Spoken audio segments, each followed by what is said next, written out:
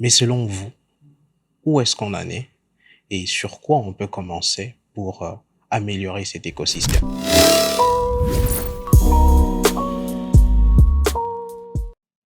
Salut et bienvenue à notre tout premier épisode Data Talk. Parlons data, parlons futur. Et aujourd'hui, nous allons parler de data, mythes ou réalité.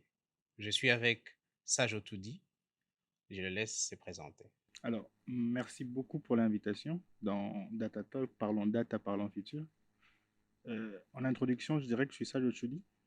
Je suis de formation ingénieur en IA de l'Université Polytechnique au Congo. Et actuellement, je suis l'un des assistants enseignants à l'UPC, l'application d'informatique, et je travaille comme data scientist dans une entreprise de la place. Voilà un peu en introduction ma petite présentation.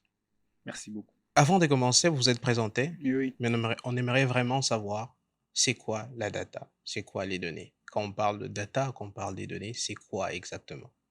alors merci pour la question. C'est d'ailleurs la question centrale, c'est pourquoi on s'est réunis. Si je devais définir la data, je partirais du concept simple d'informatique. En informatique, on parle de grands groupes, on parle de hardware et on parle de software. Le software, c'est le logiciel et le hardware, c'est tout ce qui est batterie. Mais la data maintenant, c'est quoi? La data, je dirais, c'est un peu la jonction entre le hardware et le software. Aujourd'hui, ce qui fait l'essence d'un logiciel, qui fait l'essence d'un hardware, c'est que c'est l'information qui est circulée, c'est la data. En fait, c'est ça la data, c'est l'élément de base de l'informatique. Et pour ajouter et pour finir à définir, c'est que pourquoi est-ce que la data a pris de l'importance aujourd'hui? C'est à cause principalement de deux choses. C'est de la puissance des calculs que nous avons aujourd'hui, des microprocesseurs, et de la capacité de stockage qu'on a pu développer, ce qui fait qu'aujourd'hui, le domaine de la data a un peu plus pris de l'ampleur avec le domaine de l'intelligence artificielle. Voilà un peu. Ouais, merci beaucoup, mais vous êtes toujours un peu, c'est quand même un peu compliqué de comprendre. En fait, concrètement, c'est quoi la donnée? Pour peut-être quelqu'un qui n'a jamais entendu parler du domaine, c'est quoi vraiment une donnée en quelque sorte? De façon, j'allais dire vulgaire, mais de façon vraiment terre à terre pour permettre aux gens de mieux comprendre. De façon terre à terre, la donnée, c'est tout ce que nous générons après avoir utilisé un terminal informatique, que ce soit un ordinateur, que ce soit une tablette, que ce soit un téléphone. Tout ce que nous générons, compréhensible ou pas, c'est ça la data. D'accord. Donc, si je comprends bien, tout ce qu'on génère en utilisant un ordinateur, c'est ce qu'on appelle données ou data en anglais. Et vous pouvez un peu nous parler de l'écosystème data en RDC en ce moment? Yeah. Alors, quand on parle d'écosystème data, parce qu'aujourd'hui, on parle un peu de data partout, on parle de data analyst, on parle de data scientist, on parle de data ingénieur, on se rend compte qu'il y a beaucoup de termes qui se rallient vraiment à la data. Et en termes de RDC, quand on parle d'écosystème, je pense à mon humble avis et avec ma petite expérience, que l'écosystème data aujourd'hui est constitué principalement que des analystes de données en termes de fonctions. Je ne dirais pas qu'on est assez avancé avec les data scientists, mais l'écosystème data en termes de job, il n'y a que les data analystes. Et en RDC, on est à peine en train de venir parce que pour que on parle d'écosystème data, pour qu'on parle de la data avec la maturité, il faudrait qu'il y ait les infrastructures qui vont avec, il faudrait qu'il y ait les politiques qui vont avec, il faudrait qu'il y ait les contenus qui va avec aussi. Ça veut dire qu'aujourd'hui, la data en RDC est encore à un stade embryonnaire. Le monde de la data, en tout cas, l'importance de la data. Donc, si je comprends bien, on est vraiment encore au début de tout ce qui concerne la data dans l'écosystème data en République démocratique du Congo. Mais je vous ai entendu parler. Vous avez parlé des métiers des data. Vous avez parlé de data analyst, data ingénieur, si je ne me trompe pas, et des machine learning engineers. Si vous pouvez un peu nous faire cette différence entre le trois pour nous permettre de mieux comprendre le métier de data. Alors, je vais essayer un peu d'être un peu pratique. C'est vrai que les définitions, vous les trouverez un peu sur Internet. Il existe quand même aujourd'hui trois métiers en termes de data qui sont un peu plus répandus. Il y a ce qu'on appelle le data analyst, le data scientist et le data ingénieur. Alors, si je peux imaginer, le data ingénieur, c'est comme le maçon, c'est lui qui construit. En fait, le data ingénieur, son rôle principalement, c'est de construire les pipelines. Je prends un exemple de télécom aujourd'hui. Lorsque vous appelez, lorsque vous générez des appels, c'est lui qui se charge de prendre vos données, de les convertir, de prendre des données brutes et de les rendre potables. C'est le data ingénieur qui fait ça. Okay. Et les data analysts, à son tour, c'est une fois que le data ingénieur a fini de faire le pipeline, a fini de processer les données, a fini de les injecter dans des bases de données, c'est là que le data analyst intervient. Le data analyst intervient pour faire quoi? C'est prendre ces données qui sont devenues déjà exploitables et générer des analyses, faire parler les données, comme on dit. Par exemple, pour savoir dans une banque, il y a combien de clients qui ont déposé de l'argent, pour savoir dans un hôpital, combien de personnes souffrent d'une telle maladie. C'est le data analyst qui les fait. Alors, le data scientist vient comme un médecin, c'est-à-dire il vient pour poser les diagnostics, pour prédire. C'est-à-dire que les data scientists, en fin de compte, lui, qu'est-ce qu'il fait? Sur base des analyses qui existent déjà, ce qu'il fait, il essaie de prédire de nouveaux insights sur base des données qui existent. Au-delà de faire parler, il essaie de prédire le comportement qu'il y aura après. Qu'est-ce que les données peuvent dire après? Et tout ça, dans cet écosystème data, aujourd'hui dans les entreprises, on assiste à un modèle d'entreprise, à un modèle de gouvernance qu'on appelle le Data Driven Decision. Ça veut dire que les décisions que nous prenons pour les entreprises, les décisions que nous prenons pour l'État aujourd'hui, nous les prendrons sur base des données qui sont collectées, sur base des données qui sont analysées, sur base des données qui sont générées. Voilà un peu les petites différences qui existent entre les trois métiers. J'ai vraiment retenu que c'est vraiment important, ces trois métiers dans les entreprises. Mais avant de continuer, j'aimerais vraiment savoir comment vous vous êtes formé en tant que data analyst. Ça, c'est une très bonne question. Alors, comment j'ai fait? Alors, je dirais déjà d'entrée de jeu que pour se former dans le métier de la data aujourd'hui, c'est comme dans tous les autres métiers. Comment j'ai fait? Très tôt à l'université, il y avait de l'intérêt déjà pour ça. Il y avait un projet que nous travaillions à notre première année et ça demandait du SQL. C'est là que la passion de savoir comment les données sont traitées, comment les données sont gérées est née. Donc, je me suis formé avec les SQL pendant que j'étais étudiant. C'est vrai qu'il y a eu des profs qui ont donné envie, qui nous ont permis d'avoir les bases. Donc, pour me former, j'ai beaucoup plus passé du temps dans l'apprentissage personnel, évidemment avec les théories que j'ai reçues à l'université, mais dans les challenges avec des collègues aujourd'hui qui se retrouvent, avec des collègues pour lesquels on pensait peut-être du blanche. C'est-à-dire, on a pris le temps de travailler ensemble, de se mettre à jour, de rechercher sur Internet, de se former sur les forums qu'il y a, de poser des questions, de lire des livres, principalement en termes de data, si je peux dire. Comment on peut se former en termes de data ou bien quelles sont les compétences quand on parle de data? Certainement, on en parlera. Je dirais quand même, c'est vrai que c'est subjectif. Hein. Je dirais que les SQL, il est très important. Et apprendre les SQL, c'est ce qui m'a permis personnellement d'entrer dans le métier de la data. C'était ma porte d'entrée, quoi. D'accord. Donc, si je comprends bien, pour vous former, vous avez commencé d'abord par les SQL et après, ça vous a permis d'entrer vraiment dans le monde de la Oui, data. oui, oui, évidemment. Mais après les SQL, vous êtes passé vraiment par quelle étape en fait? C'est exactement, ça peut se dire à quelqu'un, bon, tu veux te former en data, commence par les SQL. Bon, c'est un peu flou. En se basant sur ton apprentissage, quel modèle tu peux donner à quelqu'un qui veut apprendre euh, ce métier?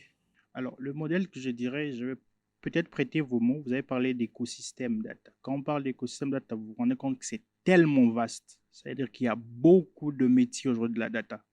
Alors, le conseil que je donnerais à un jeune, si je devais donner un conseil, s'il veut travailler dans le métier de la data, la première des choses que les jeunes doivent faire, il ne doit pas chercher à devenir un professionnel de la data. Par là, je veux dire quoi? Ne pas chercher à avoir un titre d'abord de la data. Le premier conseil que je lui donnerais, c'est de chercher d'abord les compétences de la data. Et les compétences de la data ou les compétences à data, nous avons le SQL, savoir comment manipuler les bases de données. Commencez par ça. Aussi apprendre un langage de programmation. Parce qu'aujourd'hui, c'est vrai que les data ingénieurs travaillent beaucoup plus dans ça. Apprendre le langage de programmation. Aujourd'hui, on parle de Python, on parle de R, on parle de Java. Apprendre le langage de programmation. Mais troisièmement, c'est c'est vrai que c'est une vérité qui n'est pas très acceptée par tout le monde, c'est quand même avoir une connaissance des mathématiques. Parce que les mathématiques forgent en nous un sens de logique très élevé et un sens de réflexion très élevé. Ça veut dire que, en résumé, le SQL, un langage de programmation, les mathématiques, mais surtout en fin de compte, la data qu'on pratique ou bien le monde de la data dans lequel nous sommes, s'applique à un domaine. Et il faudrait impérativement maîtriser le business, maîtriser le langage du business. Par exemple, pour quelqu'un qui travaille dans la data dans le domaine de la santé, il doit comprendre c'est quoi le terme de la santé, il doit comprendre comment ça se passe. Il en est de même pour ceux qui travaillent dans les télécoms et dans les banques. En résumé, ce sont ces quatre piliers-là. Les SQL, un langage de programmation, les concepts de business et les notions mathématiques derrière. Ok. Vous avez parlé de mathématiques, mais beaucoup de gens disent que ce n'est pas très important le maths en data. Mais moi, avec ma petite expérience, c'est qu'à chaque fois que je parcours tout ce qu'il y a comme article scientifique lié à la data, il y a toujours un fx quelque part, un y quelque part, un petit graphique quelque part. Et qu'est-ce que vous en pensez? Est-ce qu'il faudra vraiment bien apprendre le maths, quelques notions de mathématiques, pour être bon dans ce domaine, ou il faut juste se lancer comme ça et le reste va venir? Alors, à cette question, tu me permettras de répondre sur deux casquettes. Alors, le premier volet, ça sera ma casquette d'enseignant. Je dirais que pour travailler dans la data, parce que c'est un domaine qui émerge de l'informatique, et l'informatique s'est construit principalement des mathématiques, il est important de connaître les mathématiques. Il est important de savoir réfléchir, de savoir les concepts mathématiques pour évoluer en informatique et conséquemment en data. Là, il est logique.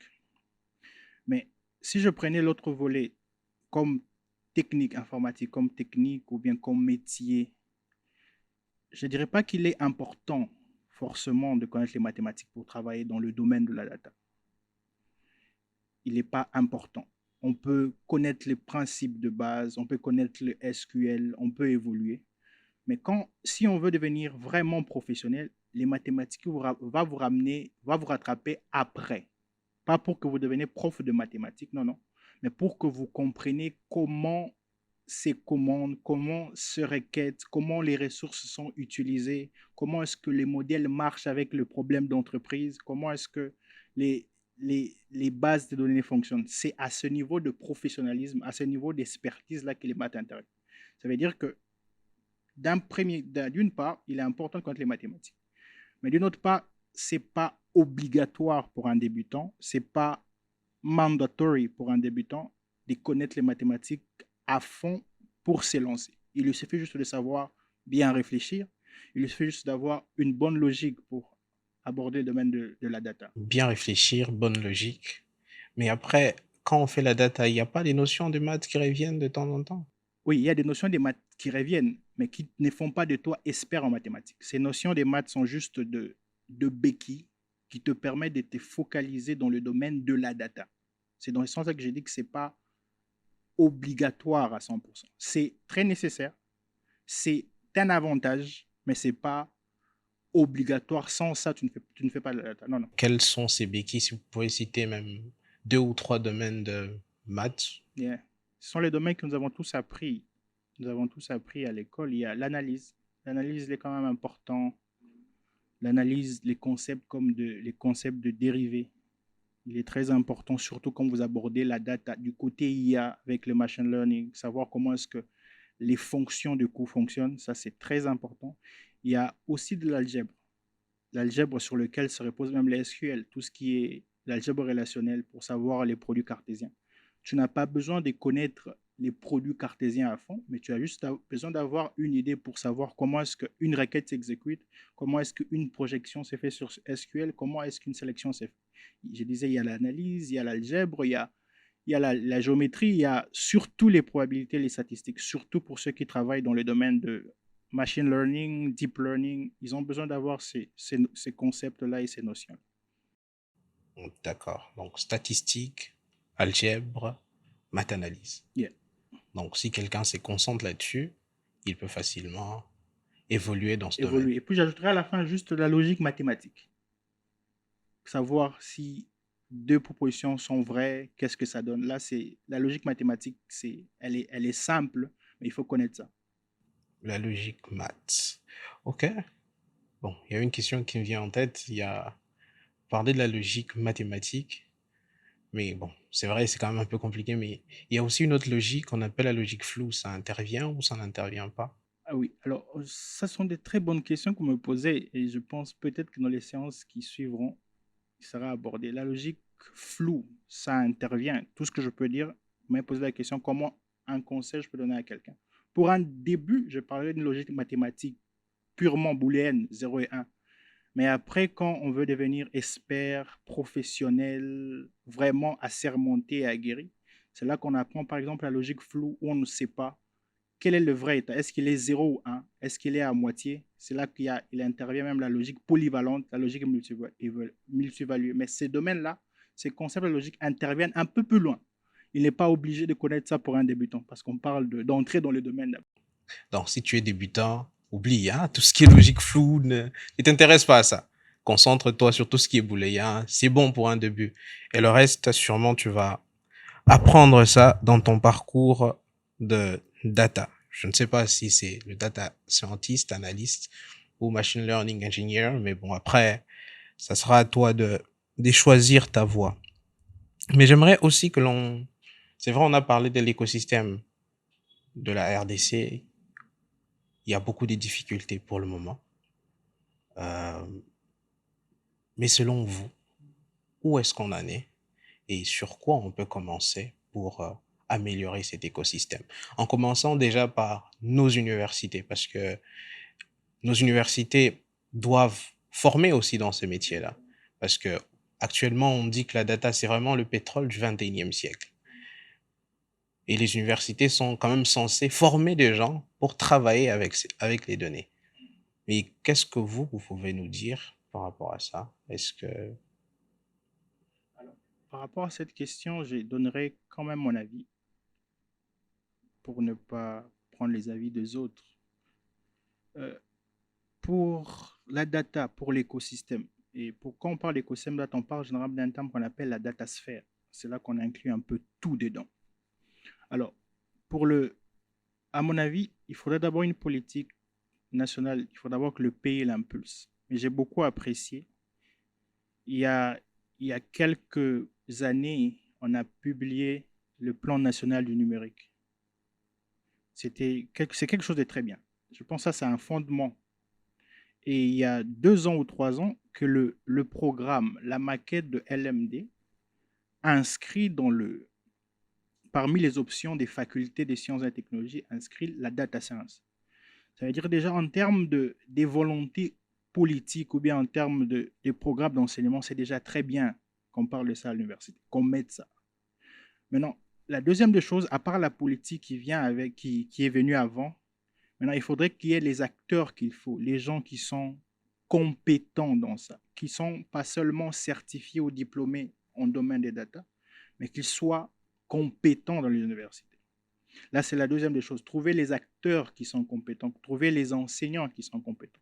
Et la troisième des choses, je dirais, il faudrait beaucoup plus de pratique dans les universités, beaucoup plus de pratique dans les instituts, beaucoup plus des challenges qui permettent aux étudiants de connaître quelle est l'importance de ce domaine et où nous en sommes. Et en fin de compte, je parlerai du secteur privé. C'est vrai que c'est en train de venir.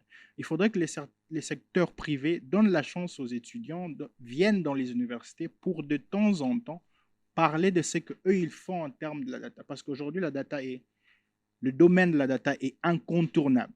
En quelques mots, voici un peu les 4 éléments que je dirais. Je parlerai de la politique, je parlerai des acteurs compétents, je parlerai de la pratique dans les universités, mais je parlerai surtout de cet échange entre entreprises et universités.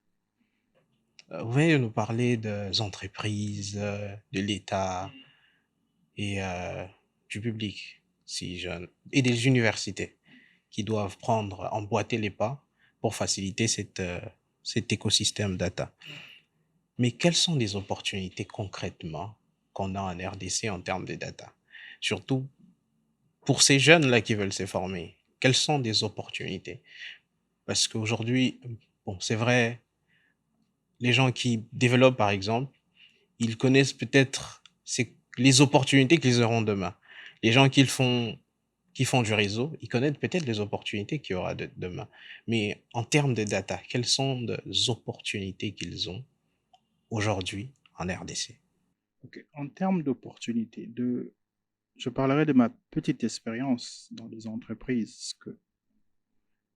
Il est vrai que le domaine de la data a beaucoup plus pris de l'ampleur il y a moins de 10 ans.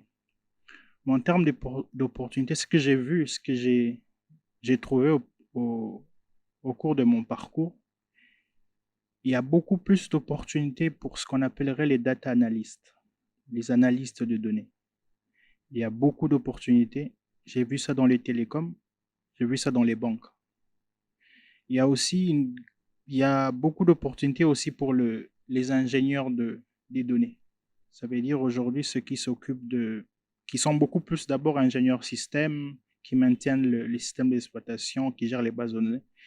Il y a beaucoup plus une facilité de réconversion pour eux, pour les ingénieurs de données. Mais il y a très peu d'opportunités pour le data scientist. Il n'y a pas plus tard, 3 mois, j'ai vu des offres sur chez une entreprise de télécom qui a ouvert un poste de data scientist.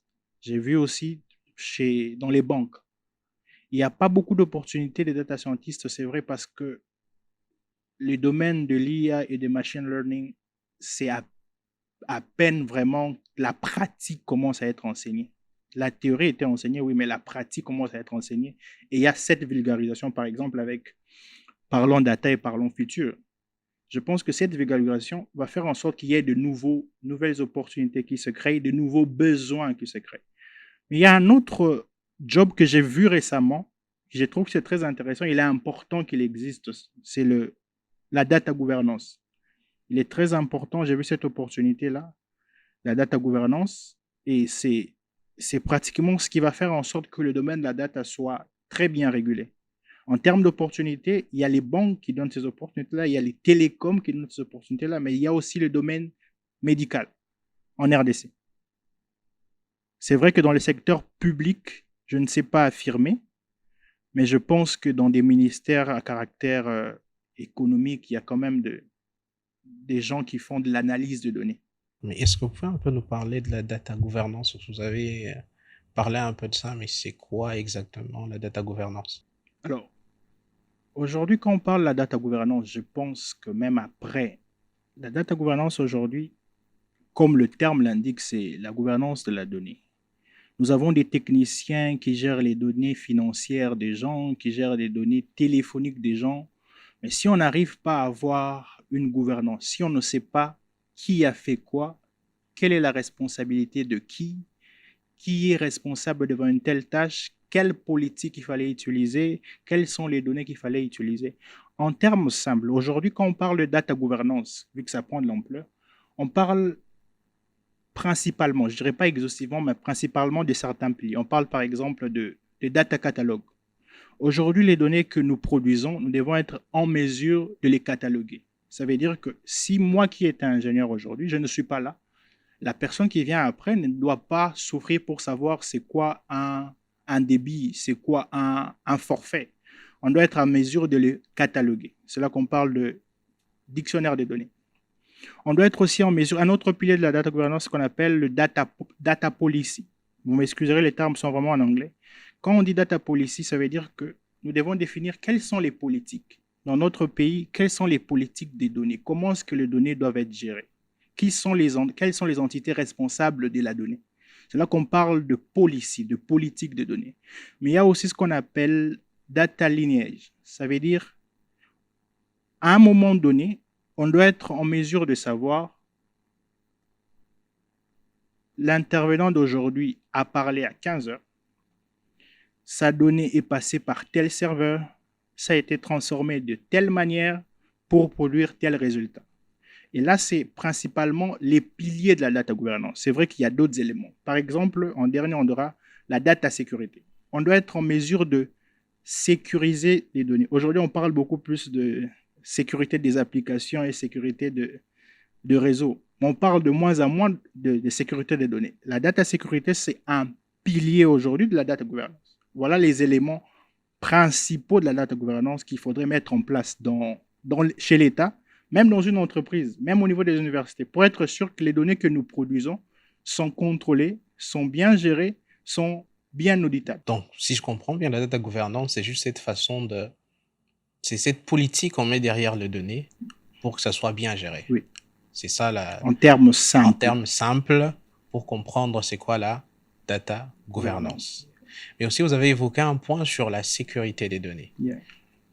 C'est vrai, même actuellement dans notre pays, on parle plus de sécurité, sécurité, sécurité. Mais après, tout ce que ces gens-là doivent sécuriser, tout ce qu'on sécurise normalement, c'est les données. C'est pour qu'on ne vole pas les données, c'est pour que on ne puisse pas s'introduire dans le système. Et ce qu'ils cherchent après, c'est les données.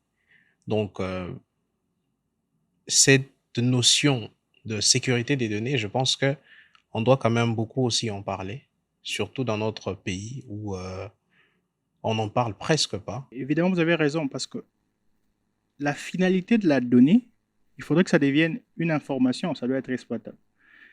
L'essence de la sécurité je ne vous coupe pas, hein, Yeah. mais j'aimerais vraiment que vous nous expliquiez données, information, parce que vous venez de parler que la finalité de la donnée, ça doit être une information. Yeah. C'est quoi la différence entre une donnée et une information? Ou quand est-ce que la donnée devient information? Alors, là, c'est vraiment une définition, je dirais une définition académique. Quand on parle de données, c'est de manière brute. Ce n'est pas forcément interprétable. Par exemple, si on voit que votre matricule, c'est 5XC, c'est une donnée. Maintenant, elle devient information lorsqu'il y a un sens. Ça veut dire qu'on sait identifier que telle donnée appartient à telle personne. Ça veut dire qu'on donne un sens à cette donnée. C'est là la différence qui existe entre une donnée et une information. Mais l'information n'existe que parce qu'il y a une donnée qui doit être interprétée, qui doit être comprise et qui doit être communiquée. Donc, par exemple, vous avez parlé de métier de data analyst. Si j'ai bien compris, ce qu'ils font, c'est qu'ils prennent les données et ils transforment ça en information. Oui, exactement. Ça, c'est ce que font principalement les data analystes. Parce que l'ingénieur, lui, qu'est-ce qu'il fait? Il prend des données brutes. Il les rend d'abord à un premier stade. Il les rend juste compréhensibles. Le data analyst, lui, il fait parler les données. Il peut raconter une histoire. Il y a d'ailleurs tout un domaine dans le data analyst, dans la data visualisation qu'on appelle storytelling. Ça veut dire faire raconter une histoire à une donnée qu'un abonné a générée. Raconter toute une poésie ou prédire une information, un comportement par rapport à juste l'appel que vous avez fait. C'est là vraiment qu'on parle d'information. C'est là qu'aujourd'hui, les données commencent à générer de l'argent, à l'exemple des grandes entreprises comme les GAFAM que nous avons. Et après, vous avez parlé de générer de l'argent. Comment ils arrivent à générer de l'argent?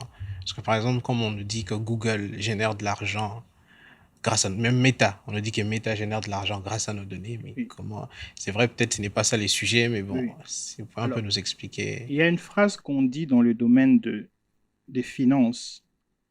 Si tu n'achètes pas le produit, ça veut dire c'est toi qui es le produit. Ok. Aujourd'hui, je ne sais pas qui paye pour utiliser WhatsApp. Je ne sais pas celui qui paye pour utiliser Facebook. Il suffit juste de télécharger l'application, de l'installer et de commencer à l'utiliser. Comme on n'achète pas le produit, c'est nous qui devenons le produit. Alors, comment ils font leur politique? Il y a de ceux qui se basent sur les ADS.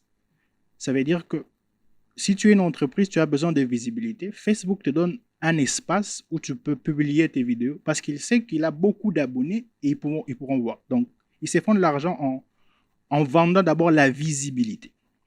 De deux, ils se font de l'argent en vendant du marketing ciblé.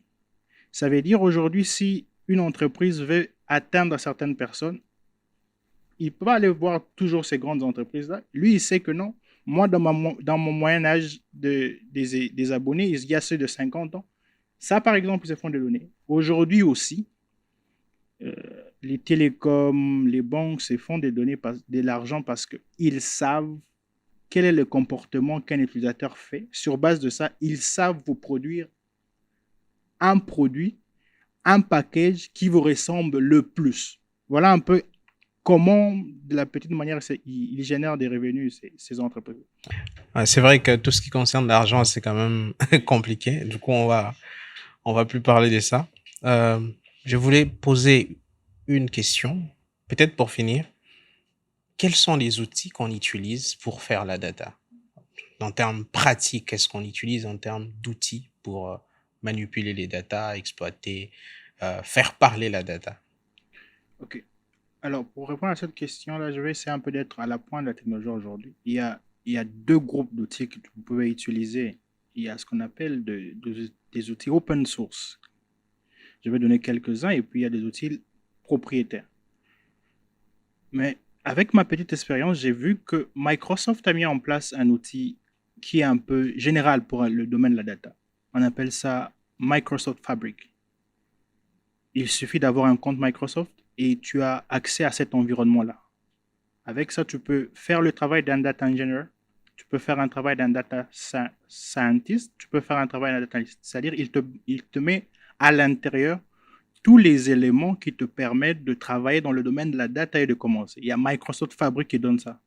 Il y a aussi Azure qui donne Azure ML qui te donne Machine Learning Studio. Donc, en termes d'outils propriétaires, Microsoft résout quand même le problème pour un débutant pour travailler dans ça.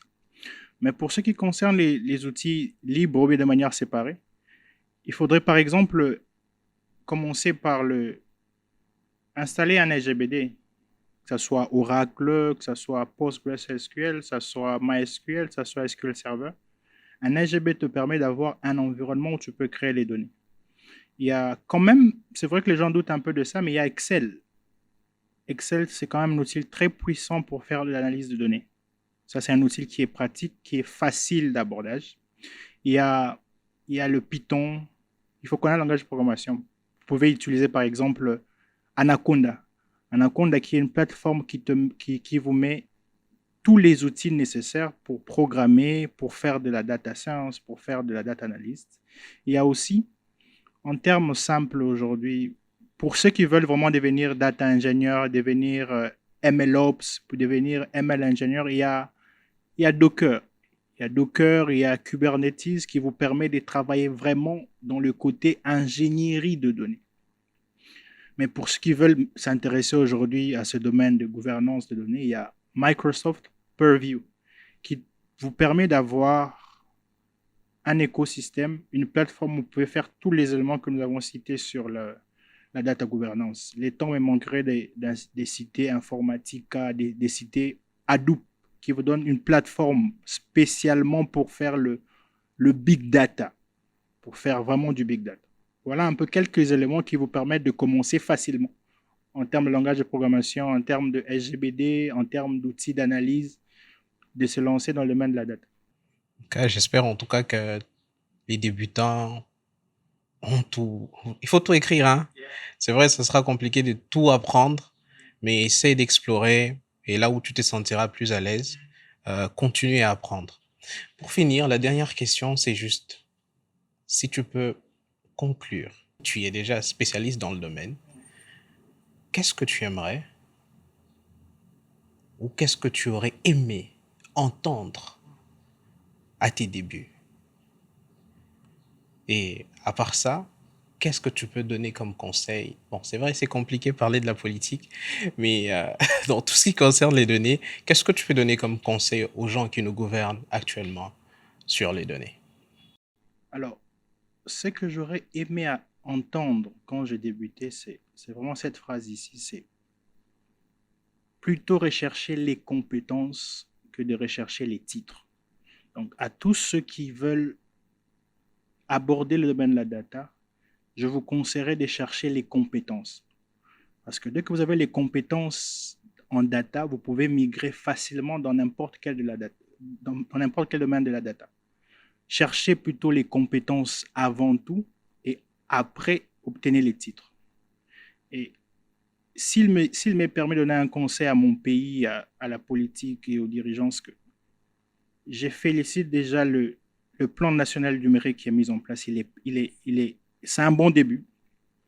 Mais j'aimerais plus que les gens ne se focalisent pas sur les piliers qui est dedans, parce qu'à l'intérieur, on parle de 4 piliers. Les piliers de la gouvernance, la législation, le droit, c'est très bien, c'est un bon pas qu'ils sont en train de faire.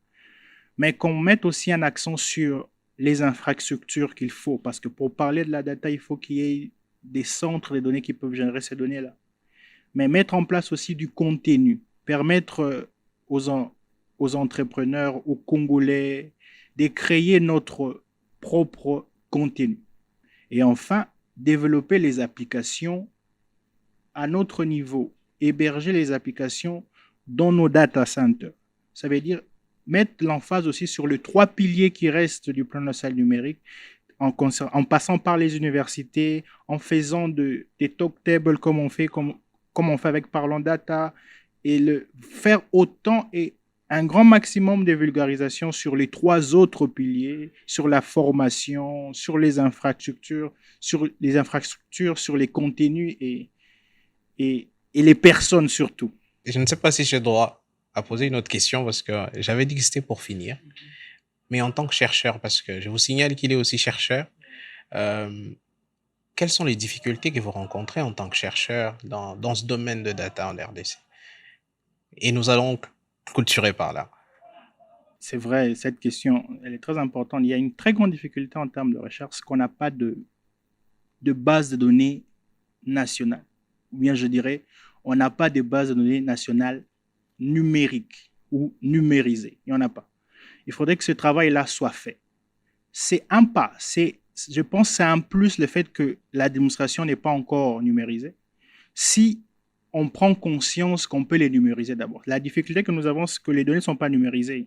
On ne sait pas aller sur un site, aller sur un lien pour savoir quel est le PIB des entreprises, du pays par exemple, quels sont les revenus annuels. Donc, la difficulté, c'est qu'on n'a pas les données numérisées au niveau du pays. Et je pense qu'avec l'avènement de ce domaine, la data, si on met des gens, on met de personnes ressources, on met des infrastructures et on met le moyen pour d'abord numériser ça, on sera capable nous-mêmes de résoudre nos problèmes, de trouver des solutions à nos problèmes et de prédire de nouveaux résultats à nos problèmes. Voilà un peu le conseil que je donnerais. Ça, c'est la difficulté que j'ai trouvée en termes de recherche. Merci beaucoup, Monsieur Sage. Je rappelle, vous êtes assistant et aussi data analyst quelque part. Data scientist. Data scientist quelque part. Il a bien précisé. Data scientist quelque part. Merci en tout cas pour votre participation et nous espérons vraiment vous retrouver prochainement pour d'autres épisodes. C'est moi qui vous remercie. Merci beaucoup pour l'invitation. Okay. Voilà, nous avons fini pour notre tout premier épisode Data Talk. Et si ça t'a intéressé, n'hésite pas de t'abonner, d'écouter et de partager. À la prochaine pour d'autres épisodes intéressants sur la data. Tu veux comprendre la data? Tu veux être acteur du changement? Alors, abonne-toi, écoute et partage. Bienvenue sur Data Talk. Parlons data, parlons futur.